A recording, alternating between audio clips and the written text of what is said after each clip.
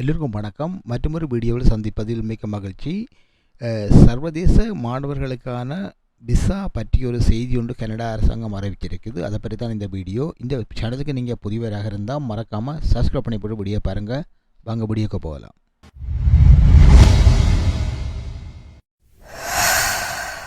Okay, இப்போ Canada நாட்டில் சமூகம் மற்றும் பொருளாதார கட்டமைப்பு வளர்ச்சியில் சர்வதேச மாணவர்கள் நிறைய முக்கிய பங்காற்றி வருகிறார்கள். இது எல்லாருக்கும் தெரிஞ்ச விஷயம்தான். இந்த நிலையில் சில கல்வி நிறுவனங்கள் அதிக அளவிலான மாணவர்களை உள்ளுக்கு அனுமதிச்சதன் காரணமாக இப்போது கனடா அரசாங்கத்துக்கு ஒரு இக்கட்டான நிலைமை கொண்டு வந்திருக்கு. என்ன பிரச்சனை சொன்னால், இந்த மாணவர்களுக்கு தங்குமிட வசதி மற்றது இவர்களுக்குரிய மருத்துவம், மருத்துவ வசதி இவர்களுக்கு சரியாக கிடைப்பதில்லை மாதிரி சொல்லப்பட்டிருக்கு. அந்த அடிப்படையில் இப்போ புதிய ஒரு கட்டுப்பாட்டை கொண்டு வந்திருக்கணும் கனடா அரசாங்கம். அது என்னென்று சொன்னால், இனி வரும் இந்த ஸ்டூடெண்ட்ஸ் விசாவில் வருபவர்களுக்கு 2% தான் தங்குவதற்கான விசா கொடுக்கப்படும் என்று சொல்லப்பட்டிருக்கு. அதாவது 2% தான் அவர்களுக்கு விசா அனுமதி என்ற மாதிரியும், அது முடிஞ்ச உடனே அவர்களுக்கு ரினியூ பண்ணிடலாது நாட்டுக்கு திருப்பி போகணுன்ற மாதிரியும் சொல்லப்பட்டிருக்கு.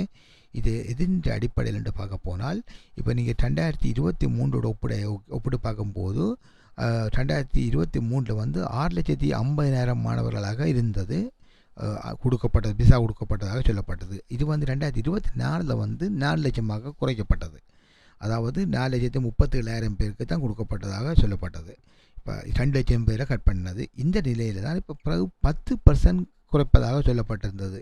அதாவது இனி கனடாக்குள்ளே வருபவர்கள் 10% குறைப்பதாக சொல்லப்பட்ட நிலையில் தான் இப்போது இந்த அறிவித்தல் வந்திருக்கு. இந்த அறிவித்தல் இனி விசாவில் வருபவர்கள் 2% தான் மட்டும் தங்கி படிக்கலாம், அது முடிய திருப்பி நாட்டுக்கு திரும்பி போகணுன்ற மாதிரி சொல்லப்பட்டிருக்கு. அது போக இங்கே கனடாவில் இந்த ஸ்டூடெண்ட் விசாவில் வேலை செய்கிறவர்கள் அவர்களுக்கு விசா நிறுத்தி வைக்கப்படுவதாகவும் சொல்லப்படுது. சில பேருக்கு நிறுத்தி வைக்கப்படும் என்ற மாதிரி சொல்லப்பட்டிருக்கு. அது எந்த அளவுக்கு உண்மை என்று தெரியல. இது ஒரு ஊடகங்களில், செய்தி நிறுவனங்களில் செய்தியாக வந்ததை தான் நான் உங்களோட ஷேர் பண்ணுறேன். இது 2 வருஷ விசா உத்தியோகபூர்வமாக கனடா வெப்சைட்லேயே இருக்குது, நீங்கள் வேண்டாம் போய் பார்க்கலாம். இப்போ இது என்னென்னு சொன்னால், இந்த விசா யாராவது கனடாவுக்கு வருவதாக இருந்தால் தயவுசெய்து வெப்சைட்டில் போய் பார்த்துட்டு வாங்க. கனடியன் இமிக்ரன் வெப்சைட்டில் போய் பார்த்தீங்கன்னா உங்களுக்கு தெரியும். கனடா குடிவரவு வெப்சைட்டில் போய் பாருங்கள். பார்த்துட்டு எது சரி எது பிள்ளைன்னு உங்களுக்கு தெரியும். அதன்படி வாங்க. என்னென்னா கனடாவை பொறுத்தவரையில் இப்போது வேலை இல்லாமல் நிறைய பேர் கஷ்டப்படுகிறோம். அது போய் பெற்ற அமெரிக்கா பிரசிடென்ட் மாறுற காரணத்தால் இனி கனடாவில் இருந்து வரும் பொருட்களுக்கு 25% டேக்ஸ் என்ற மாதிரியும் சொல்லப்படுது. அப்படி என்றால் கனடாவில் நிறைய வேலை வாய்ப்பு இல்லாமல் போகிறதுக்கான சான்ஸ்கள் இருக்குது. அதின் அடிப்படையில் இப்போ நான் சொல்கிறேன். சரி, எது எப்படியோ இது ஒரு சின்ன ஒரு வீடியோ தான். இந்த வீடியோவில் உங்களுக்கு ஏதாவது குறைகள் நிறைய இருந்தால் கொமெண்டில் போடுங்க. இதே போல் மற்றொரு வீடியோவில் சந்திப்போம். அது வரைக்கும் நன்றி, வணக்கம்.